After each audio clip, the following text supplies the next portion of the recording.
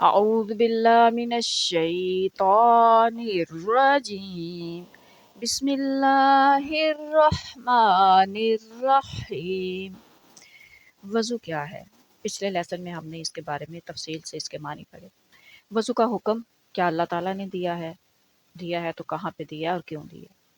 اب مسلمان جو ہیں، ہر مسلمان جو عقل رکھتا ہے، جو بالغ ہے، اس پر دن میں 5 نمازیں فرض ہیں، اور ہر نماز سے پہلے وضو کرنا ضروری ہے، کیونکہ اس وضو بھی نماز سے پہلے فرض ہے۔ اس کا حکم اللہ تعالیٰ نے دیا ہے۔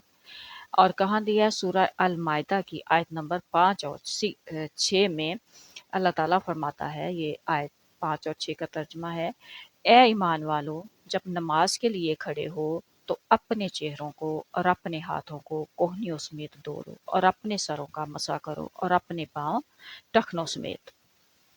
اب یہ تو حکم آ گیا اللہ تعالیٰ کی طرف سے وضو کا۔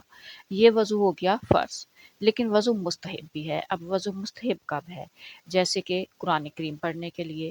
اب قرآن جو ہے وہ آپ وضو کے بغیر ہاتھ دھو کے بھی پڑھ سکتے ہیں، لیکن اگر آپ وضو کرتے ہیں، بلکہ عام طور پر 99% وضو کر کے ہی قرآن پڑھا جاتا ہے، کیونکہ وہ بہت عظیم کتاب ہے اور اس کی ہم مسلمان تعظیم کرتے ہیں اور وضو کر کے پکڑتے ہیں اسے اور پڑھتے ہیں، تو وہ وضو، لیکن وہ وضو فرض میں نہیں، وضو مستحب کہا جاتا ہے اسے۔ اگر ہم نفلی عبادت کرنا چاہ رہے ہیں اور اس سے پہلے وضو کرتے ہیں تو وضو مستحب ہو جائے گا۔ تو اس کے علاوہ بہت سارے ایسے لوگ ہیں جو کہ جب بھی وضو ٹوٹتا ہے وہ وضو کر لیتے ہیں، یعنی کہ وہ ہر وقت با وضو رہنا چاہتے ہیں، یا پھر اکثر با وضو رہنا چاہتے ہیں، تو ان کا وضو جب ٹوٹتا ہے وہ اکثر وضو کر لیتے ہیں، تو وہ جو وضو ہے وہ وضو مستحب ہے۔ اللہ تعالی ہمیں اپنے دین کو سمجھنے اور اس پر عمل کرنے کی توفیق دے، آمین۔ السلام علیکم۔